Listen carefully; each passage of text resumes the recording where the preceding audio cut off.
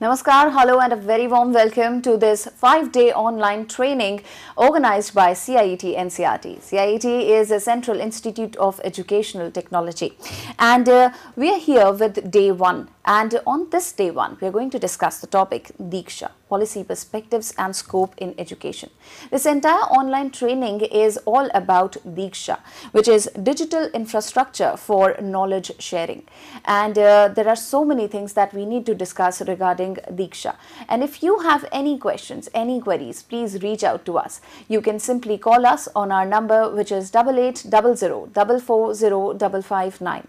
At this moment, you're watching us on eVidya channel number 6 to channel number 12 and also on our YouTube channel, which is NCERT Official. In the live chat box, you can write down your questions, your queries and share them with us. We have 2 guests with us and they are going to stay here till 5 o'clock, and they'll be more than happy to answer all your doubts, all your queries till the end of the program. So please feel free to be a participant in this program, to register yourself, and I'll be showing you each and every step how you can register yourself and how you can be a part of this entire 5-day online training.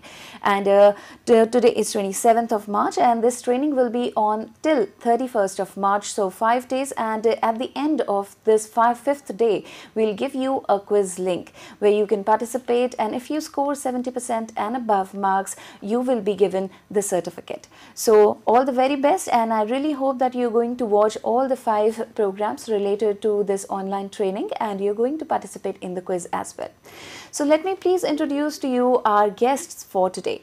My first guest is Professor Indu Kumar. A very warm welcome to you, ma'am. Thank you, Tanvi, and namaskar to everyone. Thank you, ma'am, for being with us. Ma'am is the head of DICT and TD from Central Institute of Educational Technology, NCERT. And we also have with us Dr. Rizaul Karim. A very warm welcome to you, sir. Thank you, Tanvi, and hello to viewers. Sir is an assistant professor from CIET NCERT, and both of the experts, they'll be answering your questions, and I also have a lot of queries for them. So before we begin this program, I also have a very important announcement to make, and that is regarding the India's G20 presidency. Well, we are extremely proud of the fact that India assumed G20 presidency and would convene the G20 Leaders Summit for the first time in the country this year, that is 2023. A nation deeply committed to democracy and multilateralism, India's G20 presidency would be a watershed moment in her history as it seeks to play an important role by finding the global pragmatic solutions for the well-being of all, and in doing so manifest its true spirit of Vasudhaiva Kutumbakam, or should I say the world is one family. So with that, let's begin this discussion on DIKSHA, Policy Perspectives and Scope in Education. For my first question, I would like to ask Indu ma'am. Ma'am, would you like to tell us that what are the policy perspectives of DIKSHA that are important for all our viewers and we are going to discuss in this program? Ma'am.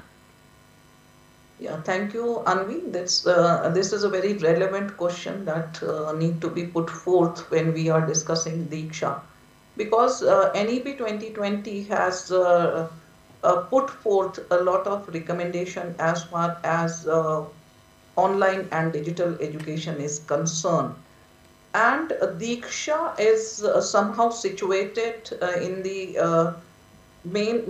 as a main component of it, because most of the recommendations which are made in NEP 2020 can be realized through DIKSHA. So there is a slide which we can just project here to see what are the perspectives for online and digital education, and where and how DIKSHA is situated in the entire context.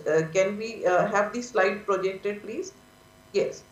So as far as NEP 2020 is concerned, these are some of the major recommendations of NEP 2020. So without any digital infrastructure, the actualization of digital education is not possible. And DIKSHA in that context is being envisaged as one nation, one digital platform, and it is a digital infrastructure for knowledge sharing. So we have this infrastructure built for knowledge sharing through online mode. And apart from this, we also need to have digital infrastructure, some bare minimum infrastructure in different forms across different schools and teacher education institutions also. That also is meant by this particular aspect of NEP 2020. Then we also need to have portals, apps, and tools which should be NDEAR compliant. And in the later phase, Dr. Rizal will be throwing more light on what is NDEAR and how NDR compliance can be tested through this sandbox possibility which is there on DIKSHA. Then it is also one of the recommendation of NEP 2020 that we need to have quality digital resources for school and teacher education, because we cannot actualize the goal of digital education without having multiple quality resources in multiple languages, because India is a multilingual society, and having resources in one or two languages, say for Hindi and English, will not suffice to make the digital education possible for entire country. And right now we have resources, DIKSHA support resources in more than 36 languages, but we need to have them in more and more languages. Then it also talks about harnessing the telecast and broadcast technology to actualize the goal of digital education. And the coherent access has been talked about, so that broadcast and telecast technology can also be linked with DIKSHA to have all the resources through these two modes. Then e-governance is another aspect which NEP talks about. One of the major challenge is online assessment and examination when it comes to online and digital education. And this had been realized during the pandemic also, because teachers found one or the other way to reach out to their students digitally or in blended mode, or through telecast and broadcast technology. But when it came to assessment and examination, it had been a big challenge to us. So policy also recommends having in order a very resilient assessment and examination system, which has to be imparted through online mode, because any such situation can occur anytime, and we have to have a resilient online assessment and examination system. Then it also talks about building digital competencies of students. Though our students are more competent in handling technology than adults, but there are certain dimensions of it, there are hindsight of everything which is good.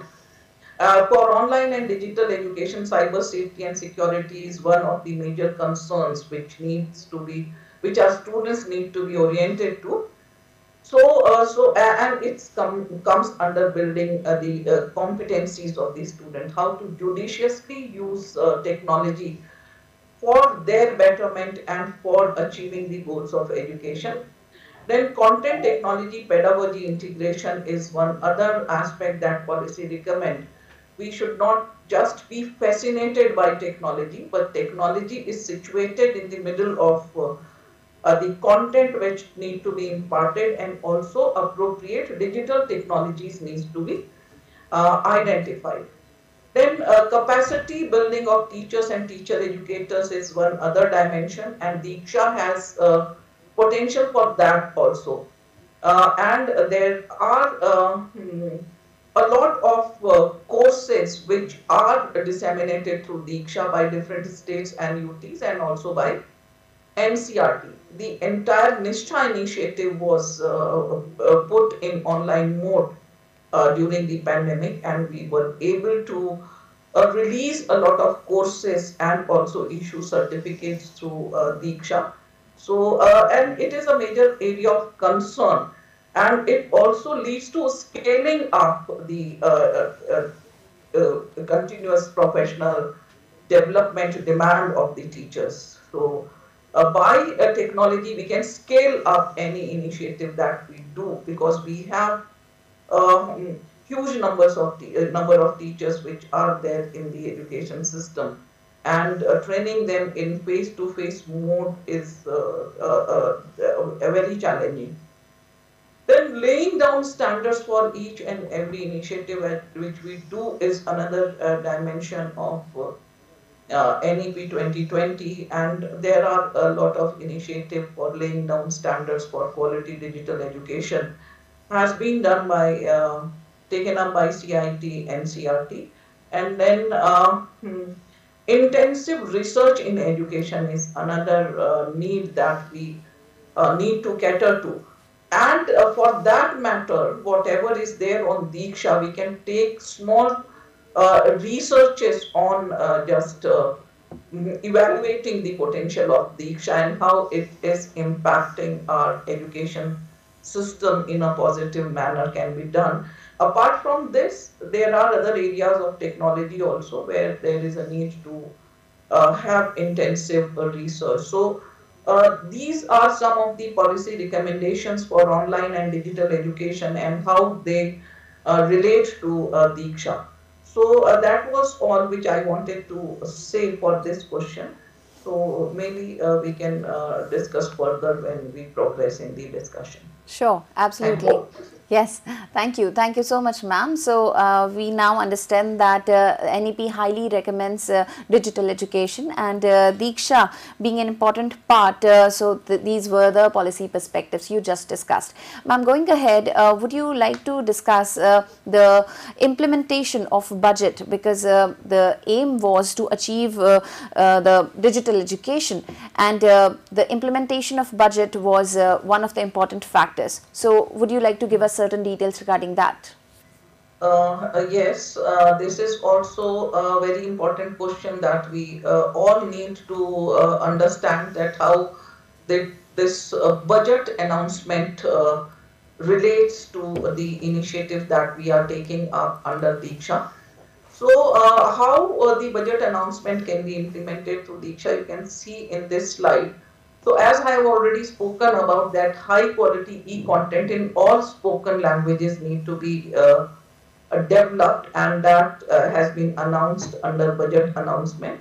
And these content should be delivered via internet, mobile phones, TV, radio, and through digital teachers. There is also a concept of digital teachers who will be very proficient, and all the teachers should be good digital teachers, proficient in technology and in delivering the ICT pedagogy, content through ICT pedagogy and content integration.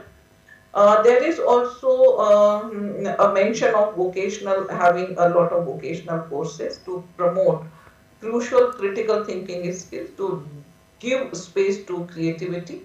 And also it talks about having 750 virtual labs in science and mathematics, in other areas also.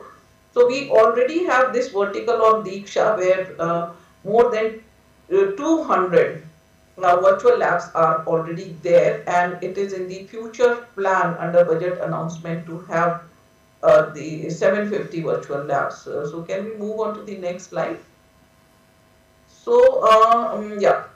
We also must recognize the need to impart supplementary teaching and to build a resilient mechanism for education delivery. And it was such need was identified during pandemic, where the entire education system was put on hold. So we need to have a resilient education delivery system through online mode.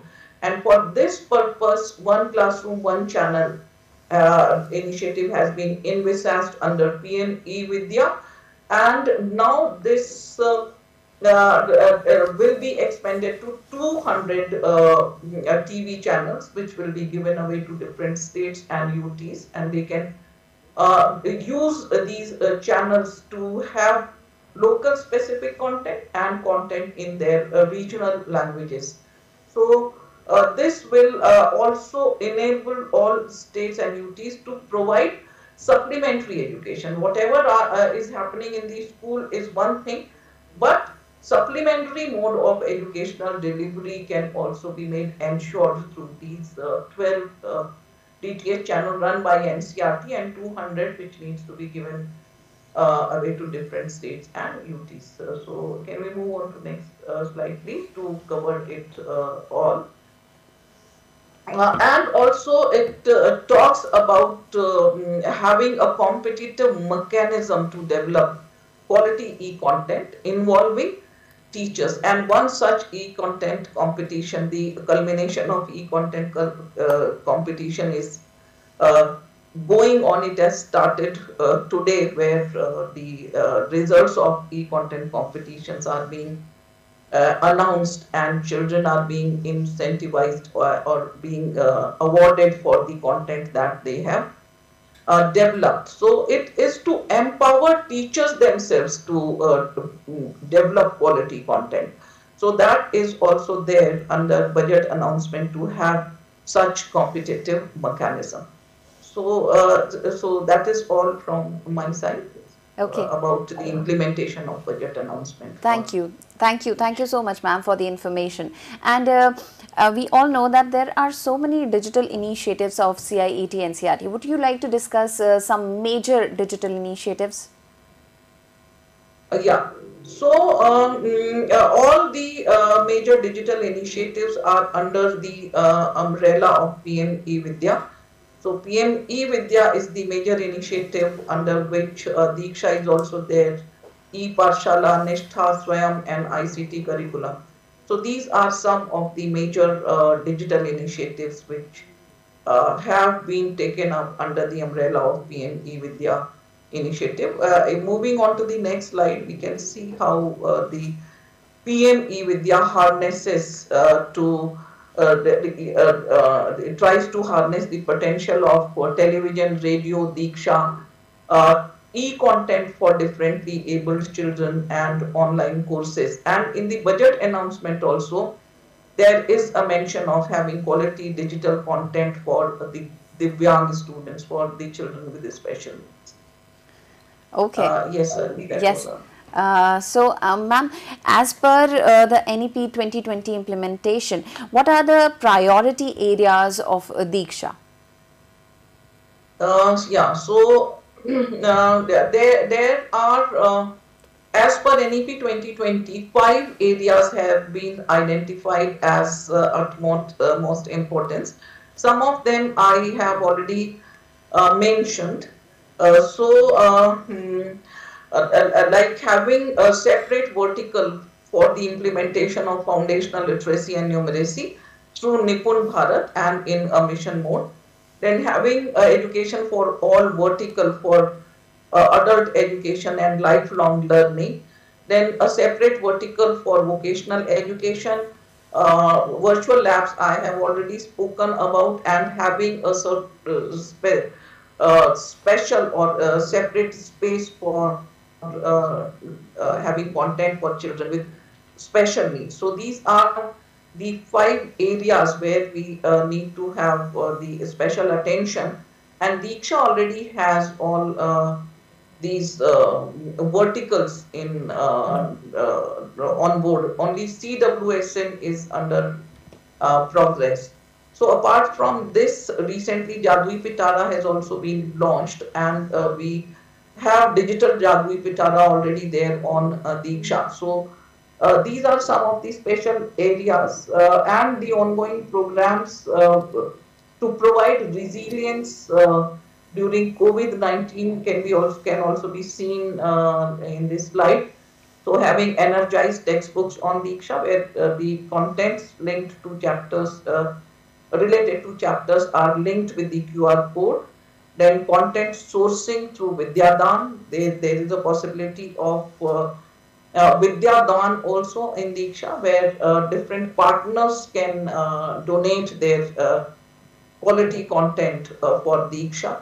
Then national level quizzes were also launched through DIKSHA. Then PM eVidya, we already know that all these initiatives are being done through PM eVidya. and digital teacher training is one another aspect of the making the system resilient. And also DIKSHA makes sure the resilient to make the system more resilient. It also makes it possible for digital resources for coherent access. So in this slide, you can see that there is one television set and two children in a household. So, and there is also a QR code there.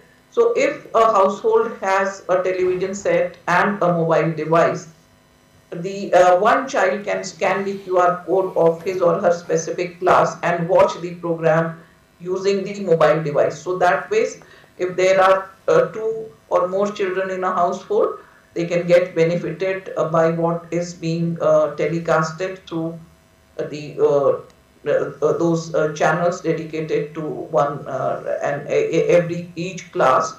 And also all the content delivered through PME Vidya channels are made available on DIKSHA. So that is how coherent access is being made possible. Okay. So coherent access is also possible through DIKSHA. And ma'am, if we talk about the DIKSHA portal particularly, would you like to tell us that what are the different types of digital resources that are available on the DIKSHA portal? So there is a variety of digital resources which are there for DIKSHA, because different stakeholders of DIKSHA have their specific needs. Like for FLN, we need to have different types of content. For secondary and senior secondary, we need to have different kind of contents. And for teachers, we need to have different content. So we have quizzes, images, audio, video clips, interactive gamified content, worksheets, parents' handbooks, content for children with special needs, content for teachers and students courses, then lesson plans, activities, assessment sheets and activity sheets, virtual labs and simulations, and immersive AR, VR, 3D content. We are also looking at the possibility of having such contents also on DIKSHA. So these are the different variety of digital contents which are available, and we have a plan to make available on DIKSHA. Okay, so this is a huge variety of digital content, and I'm sure the students, they are going to have access to these all, and they're going to use it all. So ma'am, we have heard about digital, we have heard about physical, but we haven't heard about phygital. Can you explain what exactly is that? Yeah, it's a combination of physical and digital. Like I have spoke about having energized textbooks on DIKSHA. So the physical textbooks are also energized by having QR codes on them, and the same books are there on DIKSHA also. So the physical textbooks, by scanning the QR through a digital device, can make the content accessible to the person having that device. So like that, physical and digital are combined, and content is made available in the physical format. So this is one example. So there can be more examples of physical, like we have augmented reality content embedded in our physical textbooks. They can also be scanned and watched in 3D mode by using a mobile device. So like that, digital and physical are being combined to have more engaging and interesting learning for these students. Okay, so this combination, I think, is very beneficial for all the children who have access to that. And you mentioned in the beginning that NDEAR will also be discussed in this program. So let me ask results here, that what exactly is NDEAR, and how is it even linked with DIKSHA, sir? Thank you Tanvi for this question. So NDEAR, it stands for National Digital Education Architecture. So it is a conceptual framework to unify various efforts and initiatives across the country. So at present, what is happening is that it was realized that various governments, be it central government or state governments, are taking various initiatives at their respective levels. and within a state or at central level also different ministries are taking different initiatives, right. All of them somewhere having the intention of upliftment of educational outcomes at the end of the day, but these initiatives and efforts are working in silos. So, they are in the sense not able to communicate to each other, the policymakers are not able to link them together and find out how the things are working or not. And moreover, to facilitate educational innovation, so it was conceptualized that if DIKSHA infrastructure can be leveraged and by other players, by what we call as them as ecosystem players, and can they come up with more innovative solutions, right.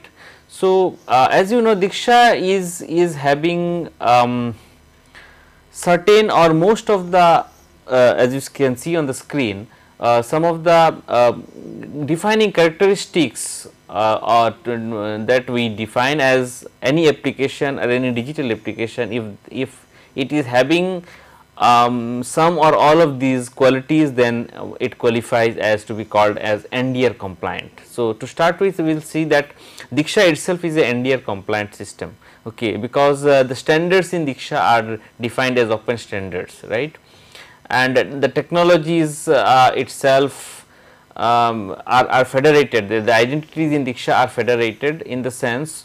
So when state data are coming to national level, so at national level, at the central level, one can't see the state's individual students or individual teachers data or the identities, right. So, those are federated, okay.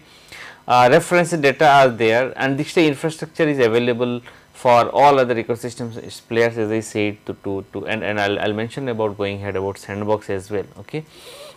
So, I'll like to show you here, take you to the NDR portal, so that that gives you more clarity.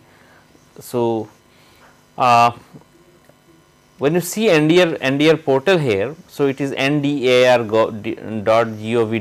So, if you see the portal of NDR, it says that NDR is the framework under which it is an ecosystem, and it has solution capabilities, as I said, energized textbooks, digital courses, question banks, digital credentials, collaborations, phygital, what madam just explained, distributed observability, right. And then we have there some community speaks, and so as you can see, some of the central initiatives like DIKSHA infrastructure itself, Vidya Samiksha Kendra that I will discuss going ahead, micro improvement initiatives. So, these are the initiatives that we call as NDR compliant, and we are continuously, NCERT is continuously orienting other ecosystem players including states and union territory governments to ensure that all the digital portals initiatives that they are coming up, particularly in the field of education, are NDR compliant. So, once they are NDR compliant, and what is NDR compliance, as I showed on the screen, there are certain characteristics of each portal, so that they are on a common front, they can able to talk to each other, they can communicate to each other, is what is the goal of national digital education architecture, and this initiative was launched by Government of India. So and we have clearly defined policy guidelines for other ecosystem players, how they can come and adhere to the NDR policy guidelines to be called themselves as NDR compliant. Okay. Thank you. Okay, thank you sir for defining what exactly is NDEAR, and we've also heard about another term which is VSK, and that stands for Vidya Samiksha Kendra. Would you like to tell us what exactly is this Kendra all about? Sure. Thank you. It's very important that we discuss, whenever we are discussing DIKSHA, we should discuss Vidya Samiksha Kendra itself. So, what is VSK? Probably the name itself tells a lot.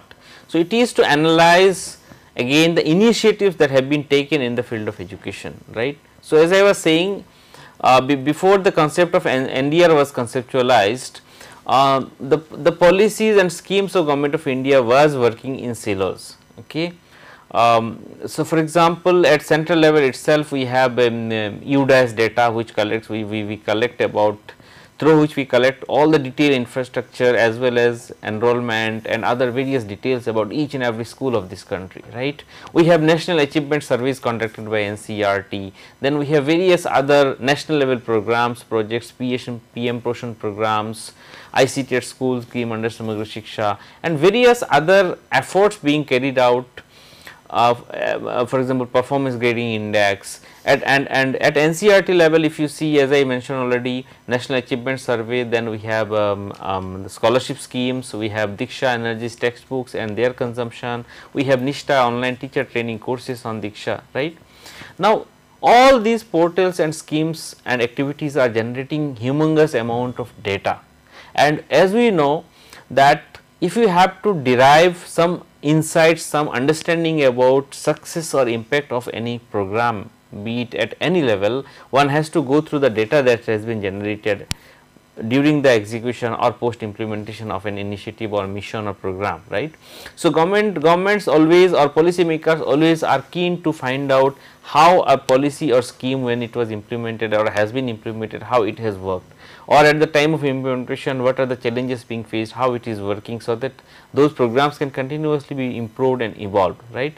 So, to do such rigorous data analysis, we need to have all those data together, but again I am not saying that it was not being done. Those analyses were done and respective dashboards are prepared even before BSK, but those were program specific.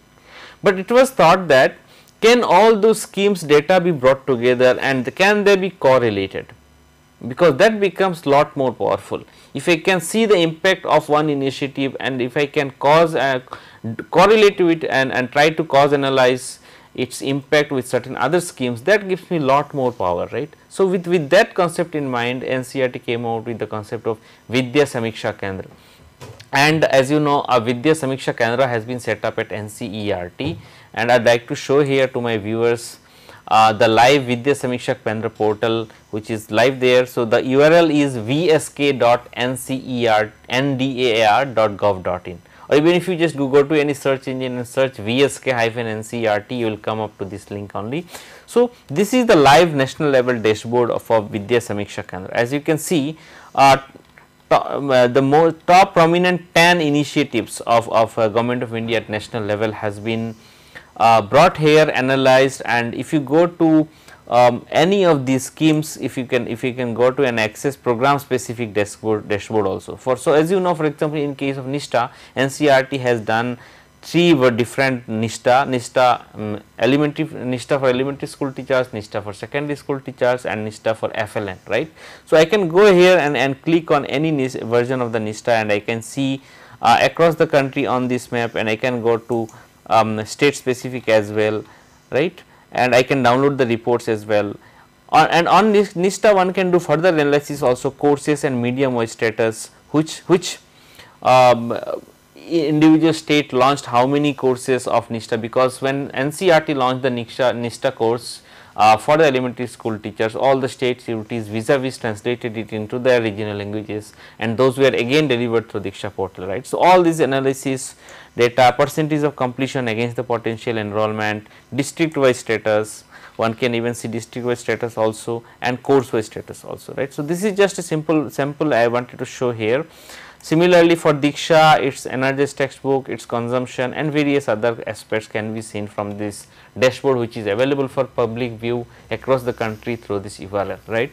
And I would like to further add for the information of my viewers that once development of this national Vidya Samiksha Kendra was done, so what NCERT has done is that NCERT has prepared a starter pack. So, out of these 10 programs, 6 programs are there which have been implemented in almost all the state CUTs. So, a combination of these 6 programs have been brought together and a starter pack has been prepared by NCERT, and this starter pack is now being offered to each state and UTs to set up their own Vidya Samiksha Kendra at their state UT headquarter level, and then they can of course install and set up this Vidya Samiksha Kendra platform, and then they can go ahead and further, and then they can also integrate their state specific dashboards, state specific portals as well. So, for example, states like Gujarat, states like Uttar Pradesh already taken steps ahead compared to some other states, for example, and state like Gujarat, for example, today is able to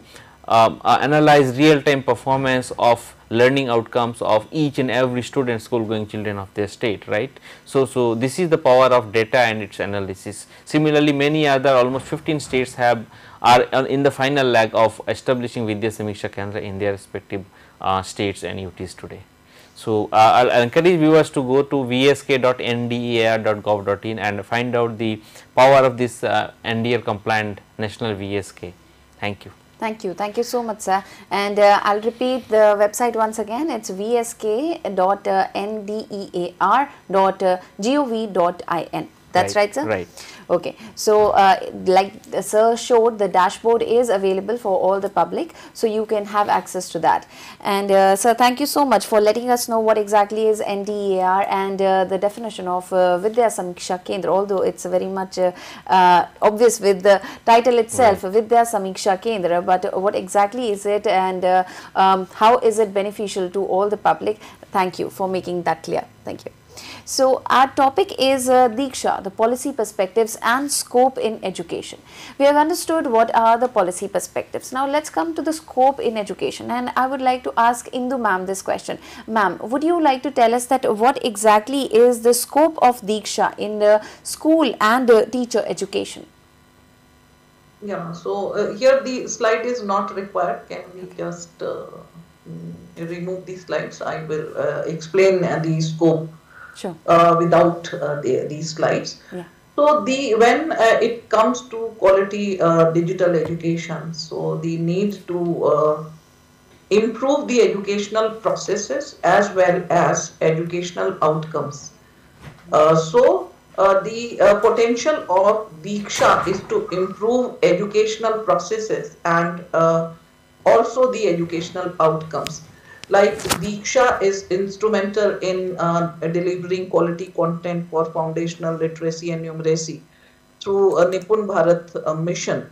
And apart from that, it has a scope of resilient system of having the continuous professional development of teachers. We need to develop our teachers also when it comes to the scope of DIKSHA. So DIKSHA has this scope to scale up teacher training also through implementing various continuous professional development programs of teachers.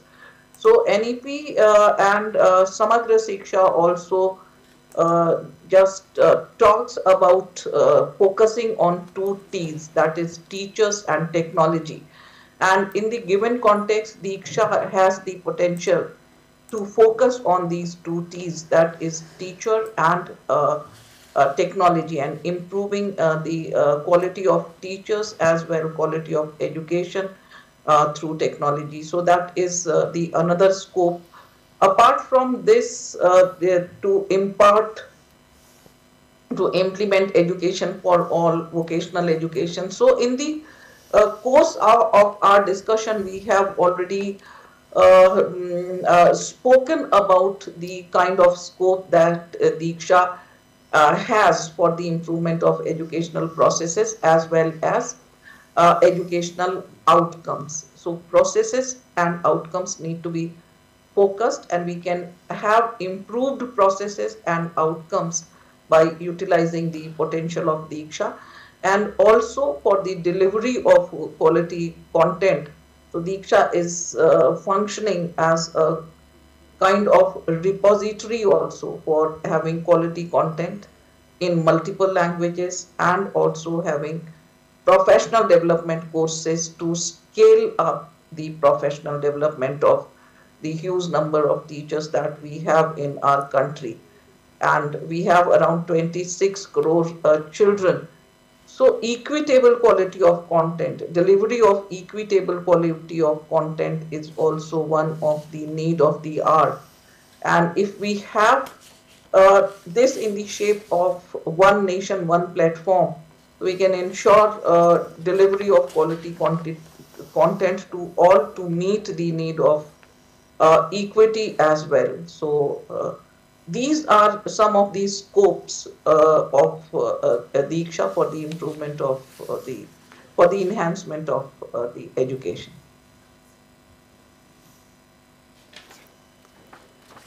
Yes, Tanvi. Yes, thank you. Thank you so much, ma'am. So, we heard this is the scope of DIKSHA in the school and teacher education. Thank you. Thank you so much, ma'am, for being a part of this program, and it was wonderful having you. We understood there are so many points regarding DIKSHA that we all need to understand. So, thank you for briefing us regarding that, and today is only the day one. We have 4 more days left where we are going to discuss a lot more regarding DIKSHA. That is the digital infrastructure for knowledge sharing. So, let me tell you that you also can be a part of this program, and how you can be a part of this program, how you can register yourself, let me show you. So, all you have to do is type CIET on your Google screens, and once you do that, you can see these options here. Go to events option, and in the events option, the third last option is workshop/training. If you click here, scroll it further, and you can see the first current activity is DIKSHA, Digital Infrastructure for Knowledge Sharing. Please click on that. Once you click on it, this page will be open, and this is everything regarding this 5-day online training. All the information is shared here. The 5-day schedule has been mentioned. Like you can see, the tomorrow's topic would be energized textbook and digital resources. So, we will come back here sharp at 4 o'clock and we will discuss this particular topic. And this is the schedule. You can see each and everything has been mentioned. This is the QR code. So, all you have to do is scan this QR code and be a participant, or you can click on this link and register yourself so that you can be a part of this 5-day online training. So, once you scroll it further down, you can see that the quiz link will be given here, will be uploaded here on 31st of March. That would be the last day of this training, and it will be uploaded at 6 o'clock and it will stay there till 21st of April 6 p.m. So, you will have enough time to be a part of this program and you can attempt this quiz, and how many number of turns you will have for attempting this quiz, that also we will be sharing with you. If you have any feedback regarding this program, regarding this training, then you can simply click here and submit your feedback. So, we will definitely expect your feedback, and if you have any queries, any questions, so this is our email ID, training.helpdesk@ciet.nic.in. Let me repeat once again, it's training.helpdesk@ciet.nic.in. And this is everything regarding this online training. Please go through it once again at your own end once you get the time. And if in case you have not seen this particular program, our today's day one discussion on DIKSHA, Policy Perspectives and Scope in Education, please watch it on NCERT Official. That is our YouTube channel. So, let me please thank Dr. Rizaul Karim for being with us. Thank you so much for sharing each and every detail with us. Thank you. Thank you. And thank you so much Indu ma'am for being a part of our program, and thank you for giving us your time. Thank you so much.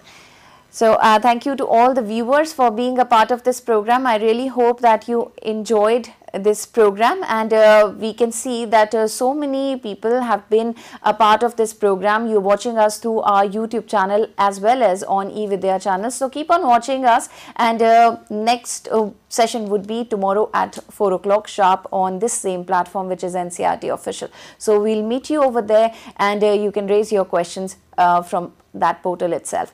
So, thank you so much once again, and before we leave, let me tell you that our next program is also a special program, which is Sahyog, Guidance for Mental Well-being of the Children, and the topic of discussion would be importance of physical fitness for stress management during examination. This is a very important topic for all the students and even parents and teachers. So, please watch it and raise your questions. And before leaving, let me just announce that once again that we are extremely proud of the fact that India assumed G20 presidency and would convene the G20 Leaders Summit for the first time in the country this year, that is 2023. A nation deeply committed to democracy and multilateralism, India's G20 presidency would be a watershed moment in her history as it seeks to play an important role by finding global pragmatic solutions for the well-being of all. and in doing so manifest its true spirit of Vasudhaiva Kutumbakam, or should I say the world is one family. So with this information, I am Tanvi Khurana and I will take a leave of you. Please take care and keep on watching eVidya channels. Thank you. Namaskar.